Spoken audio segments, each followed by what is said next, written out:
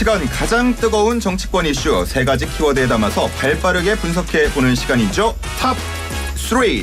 자, 오늘도 두 분의 전문가 스튜디오에 나와주셨습니다. 먼저 김성환 시사평론가, 안녕하십니까? 네, 안녕하세요. 네, 배종찬 인사이트K 소장님도 안녕하십니까? 안녕하십니까? 네, 반갑습니다.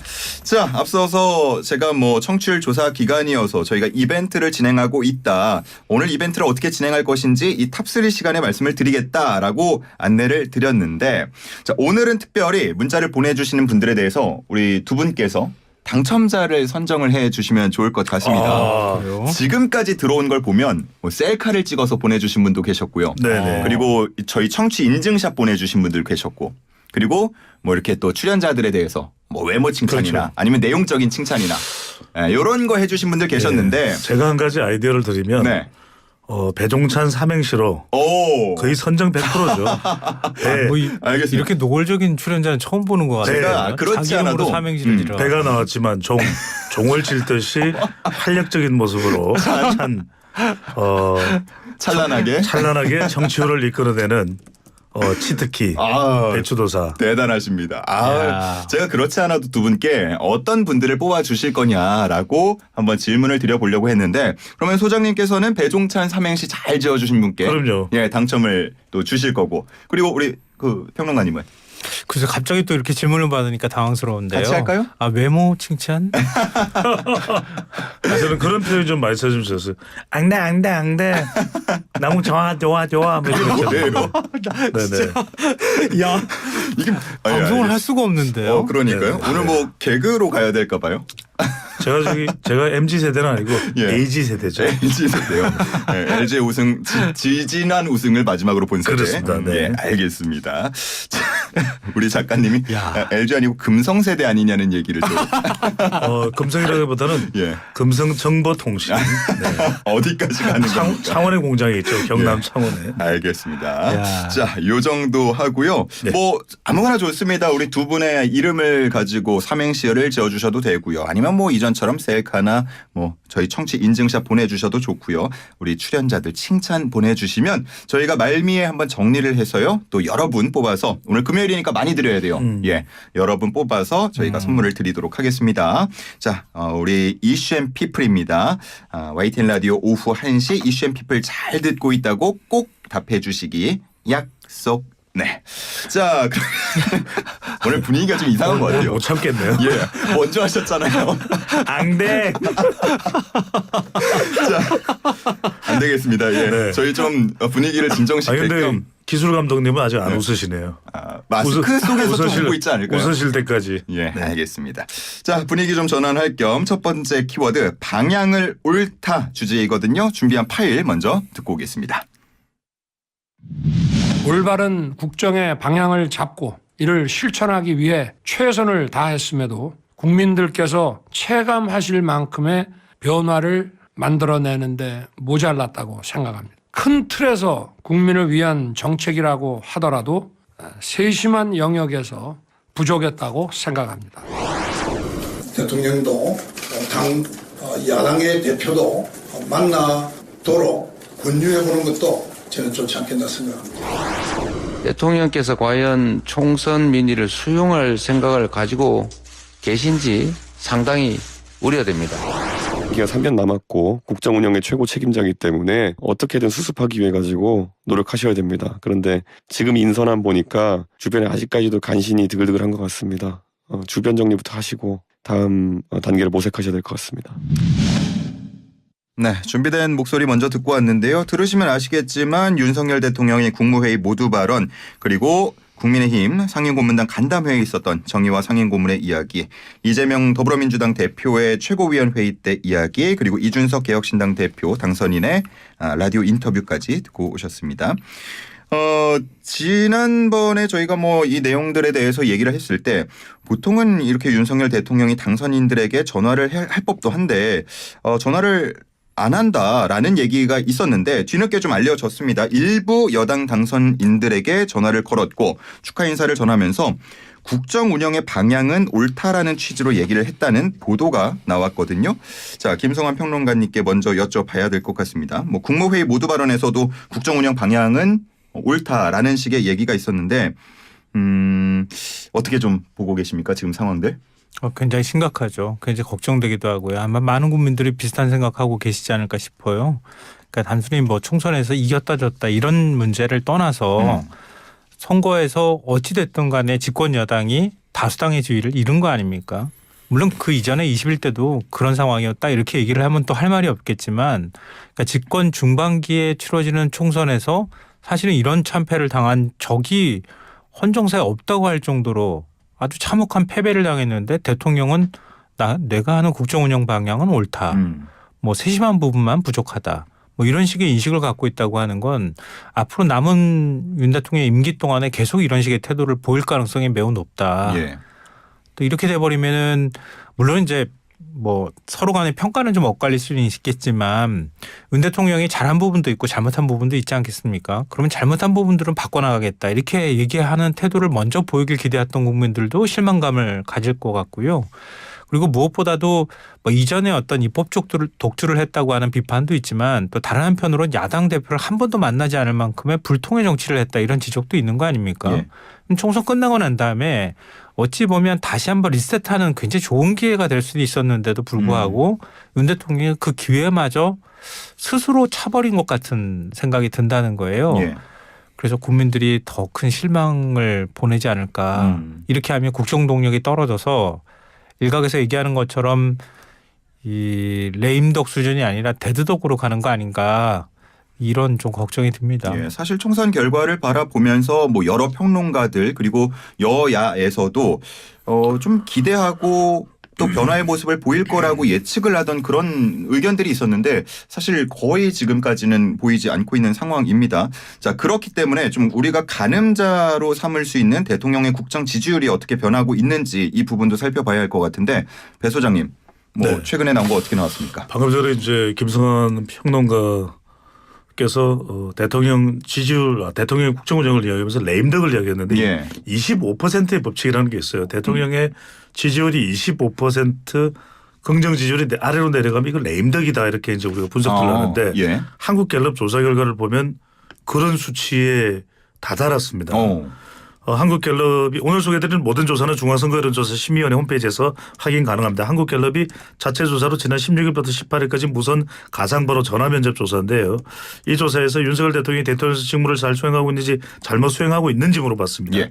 여기서 잘하고 있다는 긍정평가는 23%로 직전 조사보다 몇 퍼센트입니까? 11%포인트. 11%포인트요. 34에서 23으로 11%포인트가 내려갔습니다. 예. 잘못하고 있다는 부정평가는 68%로 거의 국민 응답자 10명 중 7명은 부정평가를 하고 있는 것인데 호남 광주 전라에서는 5%입니다. 25석 모두를 싹쓸이한 국민의힘이요. 집권 여당이 대구 경북에서도 대통령의 긍정평가는 35%인데 그만큼 이게 25% 미만으로 내려가면은 자칫 대통령의 임기가 3년이나 남아있거든요. 예. 그래서 뭐 당장들은 행정적으로는 행정부의 수반이죠. 뭐 공무원들이 일을 안 한다든지 그렇게 하기는 어렵겠죠. 대통령의 여전히 대통령 권력이 또 살아있고. 그런데 이렇게 되면 국민 여론의 지지를 못 받죠. 임기 내내 여소야대의 전국으로 흘러갈 수밖에 없는 상황에서 윤석열 대통령이 얻어내야 되는 것은 바로 국민의 지지거든요. 예. 그러니까 디렉션, 대통령의 방향에 대해서는 필요한 정책이라면 물론 모든 게 그렇다는 건 아닙니다. 그러면 그 의지가 맞을 수도 있는데 중요한 건 이제 애티튜드겠죠. 방금 전에 김성환 평론가도 이야기를 했듯이 여당의 당선자에게 전하는 것도 중요하지만 저는 파격적으로 아예 이재명 대표와 바로 통화를 하는 겁니다. 전화를 해서 예. 이 대표님 만약 이번에 이제 총선 결과 그런데 좀 도와주십시오. 뭐 민생 챙겨야 될 거 아니겠습니까? 안 챙길 겁니까? 뭐 이렇게 한다든지. 예. 저는 이렇게 하면 오히려 국민들이 또 대통령이 역시 이제 이번 총선 결과에 대해서 민의를 수용하고 또 국민을 위해서 정책으로 개인적으로는 사람이 호불호가 있겠죠. 하지만 그럼에도 불구하고 국민을 위해서 모든 걸 다 하는 대통령의 모습에 더 높은 평가를 내릴 수가 있겠죠. 윤 대통령 부정평가 이유를 보통 이제 갤럽 같은 경우는 주관식으로 쓰도록 하거든요. 근데 가장 많이 나온 게 경제, 민생, 물가 이게 18%였어요. 네. 그 다음이 소통, 미흡 이게 이전에는 7%였는데 이게 17%가 됐습니다. 아하. 이 부분이 제일 중요한 건데요. 어찌 됐든 간에 선거에 패배하면 거기에 대해서 대통령이 책임지는 모습을 국민들은 기대했을 거예요. 근데 국무회의 모두 발언 생중계 아마 많은 분들이 보셨겠지만 대통령은 과연 선거에서 진 이유를 알고 있을까라는 의문이 드는 그 발언이었단 말이에요. 예. 또 거기에다가 야당과 소통과 관련한 어떤 언급이 있을 거라고 하는 기대가 있는데 전혀 그런 기대도 없었고 그리고 무엇보다도 형식적인 측면에서도 국무회의 모두 발언으로 그냥 가름해 버렸단 말이에요. 최소한 기자회견을 하든 아니면 대국민 담화를 통해서 대통령이 솔직히 진솔하게 사과하는 모습도 보기를 기대했던 국민들도 많을 텐데 그런 것도 없었고 그리고 여러 가지 그동안에 이제 많이 거론됐던 것처럼 영부인 리스크뿐만 아니라 특검 문제나 뭐 해병대 특히 최상병 사건 같은 경우에도 뭔가의 입장이 좀 필요하지 않겠느냐라고 했는데 그런 것도 없고 그러니까 국민들이 최소한 한 번쯤 기대했던 그 모습들이 하나도 안 들어간 그런 이제 모두 발언이었다는 거예요. 예. 그런 것들이 가져다 주는 굉장히 큰 실망감 이런 것들이 지지율 이 폭락으로 이어지지 않았을까 싶고요. 예. 저는 윤 대통령이 태도를 계속 바꾸지 않으면은 지금보다 훨씬 더 낮은 지지율이 나올 가능성이 있다. 이렇게 해버리면은 지금도 20% 초반까지 떨어진 상황인데 뚫립니까? 10%대까지 내려가 버리면 보수 지지층의 거의 절반이 돌아선다는 얘기가 되거든요. 그럼 국정 동력이 확보가 안 되잖아요. 그러니까 대통령이 아무리 많은 권한을 갖고 있다 하더라도 대통령은 어찌됐든 간에 한 사람이란 말이에요. 예. 그럼 우리 사회 전체가 대통령을 보고 같이 움직여갈 수 있도록 대통령이 어떤 진심을 다하는 모습을 보이고 호소도 하고 또 거기에 대해서 성찰하는 모습을 보이면 또 보이는 대로 그런 것들에 대해서 국민들의 총이나 이런 것들을 민심을 모아가는 작업을 해야 그래야 자발성을 뭔가 따라가지 않겠습니까? 대통령이 가고자 하는 방향을. 예. 근데 대통령은 지금 혼자서 지금 가보겠다는 얘기를 하는 거란 말이에요. 그러면은 일반 공무원들도 한 2년만 버티면 이제 정권 바뀐다. 뭐 그냥 대충 하는 신용만 하게 되는 현상이 나타난다거나 국민들은 대통령을 불신한다거나 이러면 그냥 바로 레임덕으로 빠져드는 겁니다. 예. 지금 그런 상황으로 갈까 봐 상당히 우려스럽습니다. 보통 레임덕이라고 하면 뭐 임기 말을 얘기하곤 하는데 그렇죠. 그보다 더 일찍 올 수도 있다라는 우려를 전해 주신 거고요. 30초 정도 남았는데 짧게. 그렇죠. 소통이라는 게 중요합니다. 뭐 30초 시간적인 제한이 있기 때문에 예.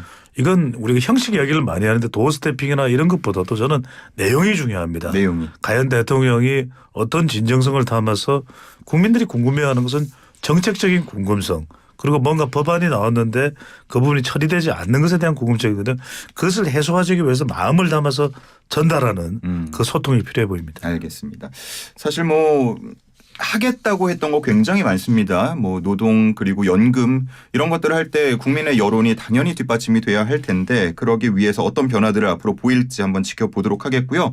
자, 이제 두 번째 키워드로 넘어가 보도록 하겠습니다. 두 번째 키워드는 고장난 내비게이션입니다. 역시나 녹취가 준비되어 있는데요. 함께 듣고 오시죠. 지금 우리는 집권 여당 사상 전례를 찾아볼 수 없는 대참패를 했습니다. 그러고도 이렇게 한가해 보일 수가 있느냐. 나는 국민들의 헛된 질책 들리지 않습니다. 위기가 위기임을 제대로 인식하지 못하는 게 우리 당의 현재 위기.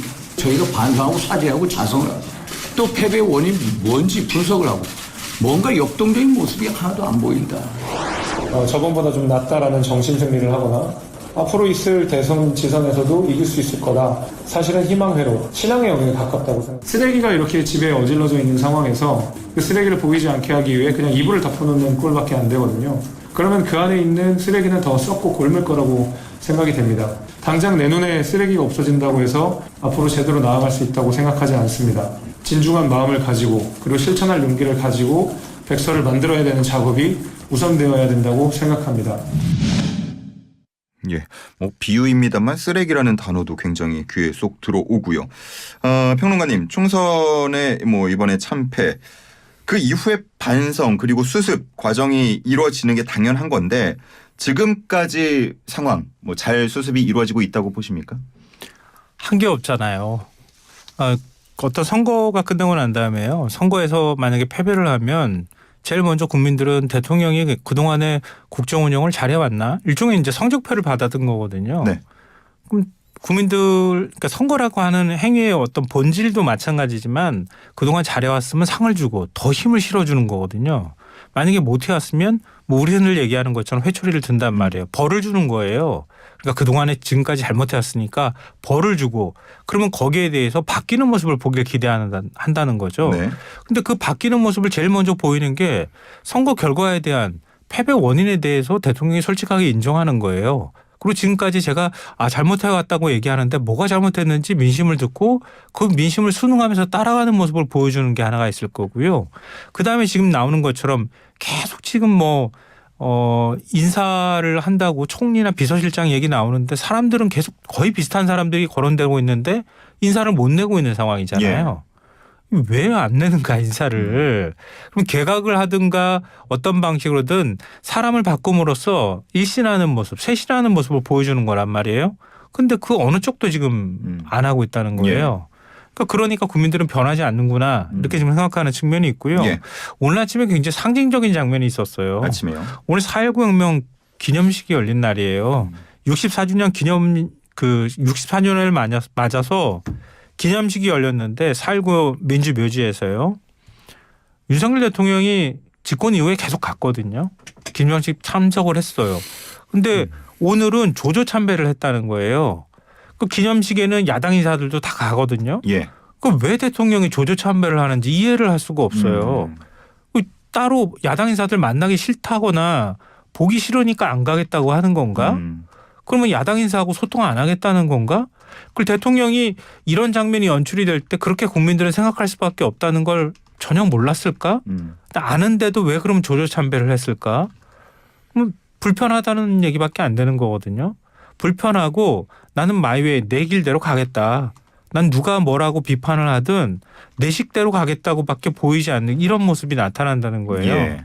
이런 거는 앞으로 윤 대통령이 바뀌지 않을 것이라고 하는 상징적인 장면이 돼서 제가 볼 때는 국민들한테서 더 안 좋은 반응이 나올 수밖에 없지 않을까 이렇게 예. 생각합니다. 어쨌든 대통령이긴 합니다만 또 당과 때려야 뗄 수 없는 관계일 수도 있기 때문에 그 부분을 지적을 해주신 것 같고 배 소장님 당 차원에서는 어떻습니까? 지지율도 함께 전해주시면 좋을 것 같고요. 그렇습니다. 이게 이제 우리가 고장난 내비게이션이라는 것이 이제는 당내에서는 윤석열 대통령의 국정 운영과 다른 목소리들이 계속 나올 거예요. 그럴 수밖에 없는 것이 이번 총선의 성격은 이제 국회의원들의 임기가 대통령의 임기보다 더 깁니다. 그렇죠. 예. 그러니까 윤상현 당선자, 김재섭 당선자 더군다나 정말 사지에서 승리를 이끌어냈거든요. 그런 만큼 이들의 목소리는 대통령이 변해야 대통령 지지율도 올라가고 국민의힘 지지율도 올라가고 이번에 많은 분들이 깜짝 놀라신 부분 중에 하나는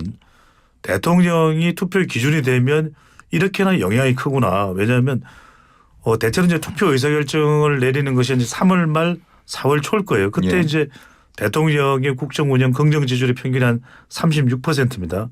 곱하기 36% 곱하기 300명 해보십시오. 몇 명입니까? 108명이에요. 108명이에요. 딱 맞네요. 그러니까요. 이게 대통령 국정 운영 지지율의 영향이 어마어마하다는 것이거든요. 그러니까 지금 총선 이후에 아까 말씀드렸던 16일부터 18일까지의 국민의힘 지지율을 보면 이게 이제 특히 이제 경기도는 60석 중에서 6석밖에 못 가져갔어요. 예. 근데 지금 지지율도 민주당이 35에 국민의힘이 27. 인천 경기입니다. 충청권은 민주당 32에 국민의힘 28. 그러니까 대전도 완전히 전멸을 했잖아요. 그러니까 이제 지금 살아남은 지역이 겨우 이제 영남입니다. 그러니까 영남에 협소한 정당으로 전락해서는 안 되는 거 아니겠습니까? 그것도 집권 여당인데. 예. 여기서 저는 한 가지 또 다른 메시지는 민주당이 그렇다고 해서 지지율이 높은 거 아니에요. 민주당도 이번 의석수를 가지고서 무소불위에 특검 이렇게 갔다가는 여론에 따끔한 비판을 받을 수가 밖에 없다. 그래서 특검 할 일은 아니다. 그런데 그럼에도 불구하고 이제 조국 혁신당까지 포함하면 민주당 31에 혁신당 14, 45거든요. 예. 그만큼 보수의 이번에 입지가 상당히 좁아진 것입니다. 대통령에 대한 심판론으로 해서 그만큼 이제 이런 내용들을 어떻게 잘 담아내느냐가 중요할 것 같아요. 그러니까 이런 변화에 대해서 대통령도 익숙하지는 않은 것 같아요. 그래서 그런데 대통령이니까 또 국민들의 요구 야당의 요구 또 나라 바깥으로부터 요구는 많을 수밖에 없거든요. 그러니까 긴 시간을 보낼 수는 없을 거예요. 짧은 시간 내에 이 내비게이션을 어떻게 최대한 정교하게 수정하느냐. 이게 대통령의 사활이 걸렸다고 봐야죠. 네, 내비게이션이라고 표현하신 거는 아마 집권 여당이 국민의힘의 어떤 변화 가능성에 대해서 얘기를 한 거 아닌가 싶은데요. 네. 선거 패배하고 난 다음에 국민의힘 4선 이상 당선인들 모임이 있었잖아요. 네. 그 모임도 한 1시간 만에 끝났다는 거잖아요. 뭐 쓴소리도 별로 나오지 않았다고 하고요. 초선 모임도 한 절반밖에 안 나왔다고 얘기를 하고. 그리고 이 수도권에 대한 어떤 위기의식이나 이런 것도 별로 없고 어제 윤상현 의원이 열었던 주관을 해서 연 게 총선 참패와 보수 재건의 길이라는 세미나잖아요. 예. 거기에 참석했다고 하는 수도권 의원이라 기껏 해봐야 3-4명입니다. 그러니까 초선들은 지금 윤 대통령 눈치를 보고 이른바 영남당이라고 얘기할 정도로 영남권 의원이 전체 의원 가운데 65%를 차지하는데 영남권에 있는 의원들은 이 심각성에 대한 어떤 자각이나 인식 자체가 부족하고 예. 그래서 오늘 한 보수신문 칼럼에 이런 내용이 등장을 해요. 얼마 전에 TK 지역 국민의힘 의원을 만났다는 겁니다. 근데 그 의원이 이렇게 얘기를 하더랍니다. 주중에 여의도에서 뉴스를 보면 이거 큰일 났다 싶은 일이 많은데 주말에 지역구에서 당원들을 만나면 다들 윤 대통령 잘한다는 칭찬뿐이다. 그러면 여의도에서 했던 걱정은 덮어두게 되더라. 이렇게 얘기를 했다는 거예요. 그러니까 지금 윤 대통령도 인식이 난 영남을 일종의 마지노선으로 그걸 두고 거기를 지키면 일단은 되는 거야. 이런 인식을 갖고 있고 영남권 의원들도 거기에 지금 안주하는 사고를 하는 거 아니냐. 그리고 18대하고 비교했을 때도 지역구도 5석이나 더 많이 얻었는데 여기에 이 문제 얼마나 나머지 의석을 192석이라고 하는 의석을 야권에 빼앗겼다는 생각을 하는 게 아니라 이걸 지켰다는데 지금 만족하고 있는 거 아니냐. 이런 상황에서 어떻게 그러면은 변화를 얘기할 수 있겠느냐. 이런 지적이나 자성의 목소리가 내부에서 더 많이 나와줘야 하는데 안 나온다는 거예요. 이게 더 심각한 문제 아니냐는 지적을 받고 있는 거예요. 예. 알겠습니다. 저희 오늘 그 얘기를 나누고 있고요. 계속해서 문자는 받고 있습니다. 앞에서 문자를 어디로 보내야 되는지 제가 소개를 안 드렸는데 샵 0945번입니다. 우물정 0945 단문 50원 장문 100원이고요. 이쪽으로 뭐 두 분의 이름이죠. 예, 이름을 가지고 삼행시를 지어주셔도 좋겠고 또 뭐 방송 듣고 있는 소감 그리고 청취 인증샷 등등 보내주시면 되겠습니다. 3105님께서는 시사앤피플 활력 있는 방송 좋다고 하시는데 어제 뉴스앤피플에 이어서 오늘 시사앤피플까지 들어옵니다. 예, 이슈앤피플입니다. 이슈앤피플. 자 1부 마치고요. 광고 듣고 와서 또 2부까지 쭉 이어가겠습니다. 이슈앤피플 2부 이어갑니다. 배종찬 인사이트K 소장 김성환 시사평론가 두 분과 함께하고 있습니다. 자 마지막으로 이제 키워드를 살펴봐야 할 텐데요. 주제는 입법 강공 드라이브입니다. 녹취 함께 듣고 오시죠. 여당의 적극적인 협조와 참여를 좀 부탁을 드리도록 하겠습니다. 상황이 이렇다 보니까 우리 당 입장에서는 우리 당만이라도 할 수 있는 일들은 좀 하자라고 이야기가 되고 있고요. 이번 총선 결과가 나타내는 것이 민주당이 일방적으로 날치기를 하라는 국민들의 뜻은 아니라고 생각을 합니다. 소수당인 법사위원장을 맡아갖고서 입법 기능을 사실상 마비시키는 이런 역할을 하게 된다고 하면 문제가 있는 거 아니겠습니까? 운영위원회가 사실은 국회 운영 전체, 국회 사무처까지 다 관할하고 있기 때문에 법사위원장, 운영위원장 특히 문제는 그 다수당이 맡는 게 맞지 않는가. 법사위원장과 운영위원장을 야당이 차지하겠다는 것은 폭주하겠다. 국회를 독단적으로 운영하겠다는 선언이라고 그렇게 생각합니다. 네, 뭐 들으신 것처럼 입법과 관련해서 그리고 또 차기 원구성 특히나 법사위원장과 관련해서 벌써부터 신경전이 상당한데 이 이야기가 마지막 주제고요. 배 소장님, 네. 일단은 뭐 이번에 선거에 영향을 준 요인이 뭐였나라는 조사가 있었다고 들었는데 1위로 꼽힌 게 물가 그리고 민생 현안이었다면서요. 그렇습니다. 그리고 민생이라는 이야기일 겁니다. 물론 이제 첫 번째로 우리가 이제 22대 국회와 관련 세 가지 차원에서 분석을 해보자면 예. 첫 번째는 민생. 그 다음에 두 번째는 민생적 차원이고요. 두 번째는 협치적 차원. 세 번째는 이제 성과적 차원 이렇게 봐야 될 것 같습니다. 결국 이런 의석을 175석에 더불어민주당과 민주연합을 만들어준 건 그래 민주당 하고 싶은 대로 다 해 마음대로 해 그건 아닐 겁니다. 윤석열 대통령도 국정 운영 지지율의 dense를 맡고 있는 상황을 보면 국민들이 원하는 것은 정말 국민들이 원하는 걸 해줄 때 박수를 보내는 것이거든요. 예. 그리고 오늘 한국갤럽의 지지율도 보면 민주당 31 이렇게 선거에서 압승을 했는데도 불구하고 국민의힘 30 별 차이가 없어요. 저는 국민 앞에 공손하고 겸손하라. 필요한 민생 정책에 대해서 다수당으로서 잘 안 되고 있는 게 있다면 적극적으로 서두르는 모습 필요하다고 봅니다. 또 꼭 필요한 국민들의 의혹을 해소할 풀어낼 특검도 꼭 필요한 것에 대해서는 해야 되겠죠. 근데 뭐 뭐든 매사에 특검 또는 뭐 거의 모든 법안에 대해서 우리가 일방적으로 그냥 가야 되겠다.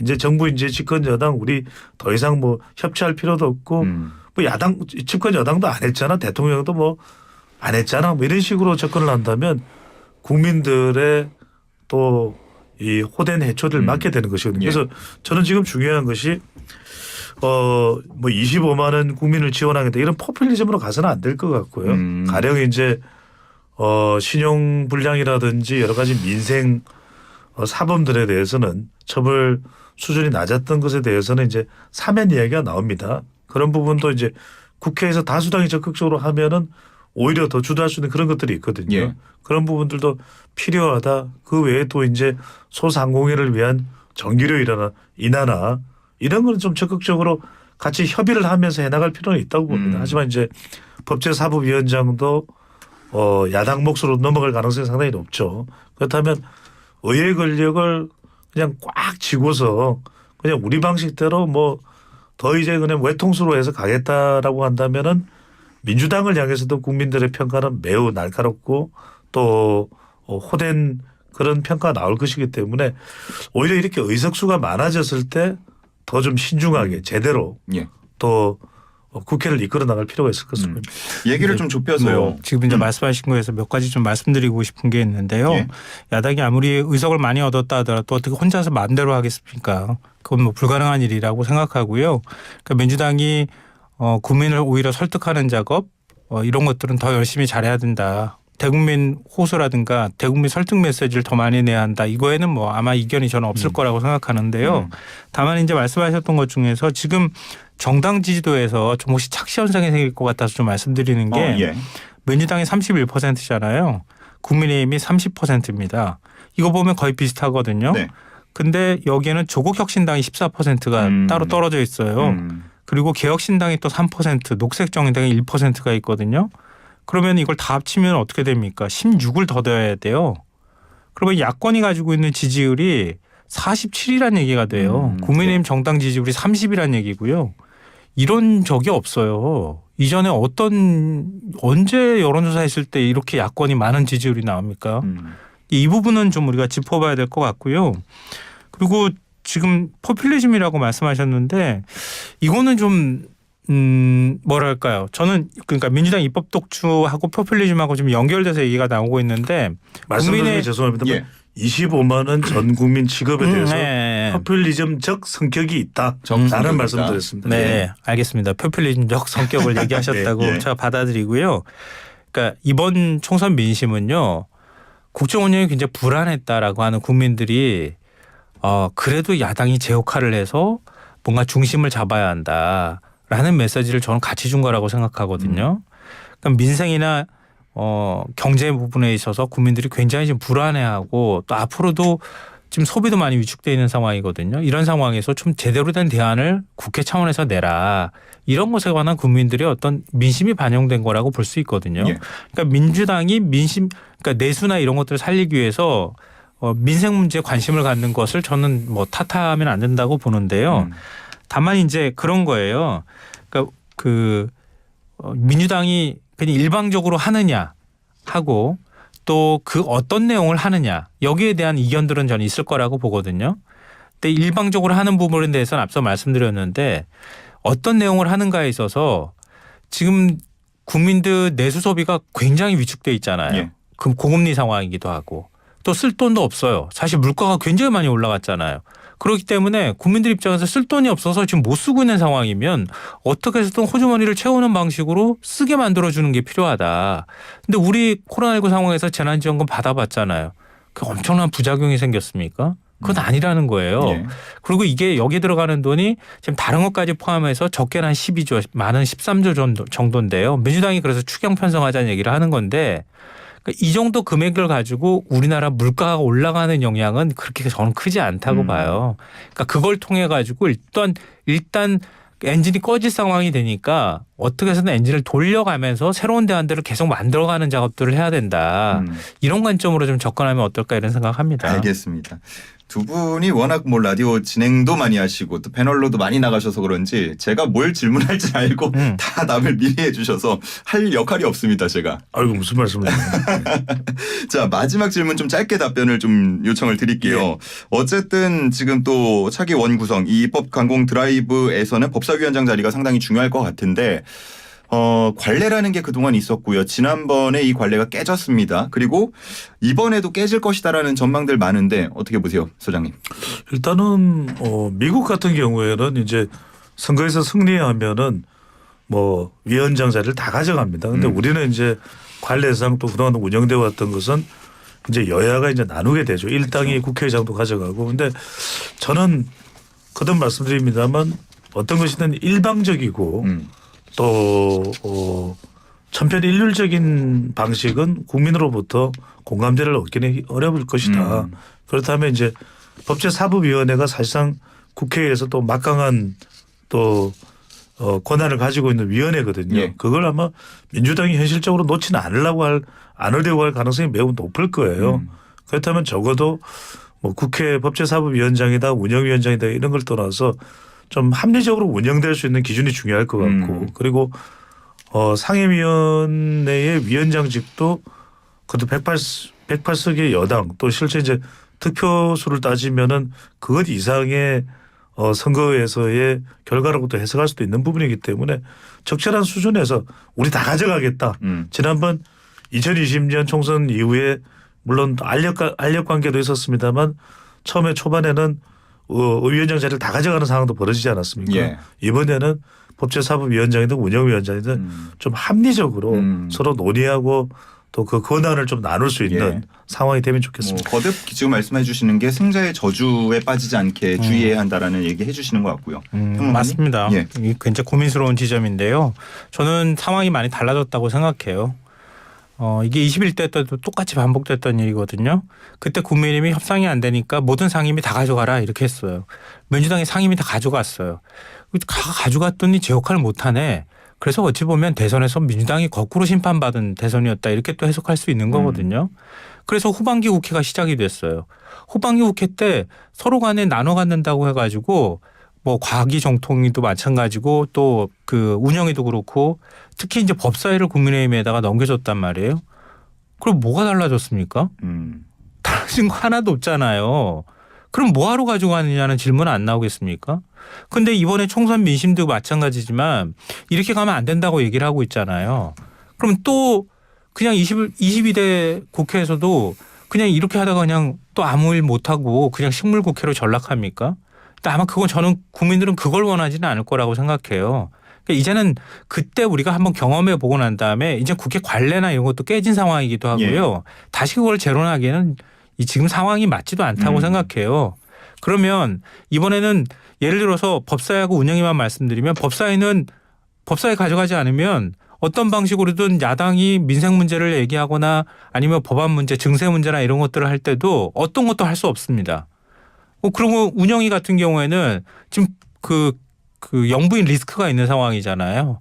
이런 부분이나 대통령실이 어떻게 움직이느냐 지금 비선 논란까지 나오고 있는 상황인데 그런 것들에 대해서 그러면 야당이 어떻게 그 부분에 대해서 문제 지적하겠습니까? 알겠습니다. 예를 들면 그렇다는 거예요. 뭐 하실 그러니까 말씀 많겠지만 나눈다고 해서 좋은 건 아니다. 그 예. 말씀 드리는 거예요. 저희가 또 청취자분들께 선물도 드려야 되기 때문에 그럼요. 네. 예, 지금 딱 1분 20초 남았습니다. 우리 두 분 이름으로 삼행시가 상당히 많이 들어와서 좀 마음에 드는 거 지금 저희가 나눠드렸으니까 한번 좀 보시고 마음에 드는 거 하나씩 좀 꼽아서 예, 선정을 해 주시면 좋을 것 같습니다. 소장님 보셨죠? 네네. 예, 제가 운 띄워드릴 테니까 한번 읽어주세요. 네. 배 나왔다. 종 종 찼다. 찬 찬찬히 흔들어 본다. 뭘요? 배를요? 당첨요. 당첨. 아니 뭐 다른 분들도 다 훌륭한데 예. 그게 이렇게 적나라하게 저를 저격해 주시는 분들을 저는 이렇게 수용합니다. 아, 협치. 우리 정치가요. 예. 쓴소리를 하는 분들에게 더 이렇게 수용하는 거. 이게 잘하고 이슈 앤 피플이죠. 아, 그렇죠. 당첨자는 0415님이죠? 네네. 0415님. 배 나왔다 종쳤다 찬찬히 흔들어 본다. 제 친구 같아요. 예, 당첨 축하드리고요. 네. 평론가님 고르셨습니까? 고르긴 했는데요. 20초 남아서 바로 네네, 띄우겠습니다. 알겠습니다. 김, 김이 모락모락 성격대로 차만은 보는데 환장하겠네. 최고의 프로의 최고의 팬을 배종찬 김성환 응원해요. 이거 꼽겠습니다. 좋습니다. 네. 이거 같은 분이 보내주신 거죠? 그런 거예요? 그러면 다른 거 두 잔은 저희가 못 드리니까 네. 저희가 요 부분은 다른 분께 한번 나눠 드리는 걸로 알겠습니다. 마무리를 하겠습니다. 자, 시간이 다 돼서 오늘 두 분과 함께 저도 여기서 인사를 드리겠습니다. 자, 금요일입니다. 주말 잘 보내시고요. 저희 월요일에 또 많이 준비해서 돌아오겠습니다. 고맙습니다. 네, 고맙습니다. 감사합니다.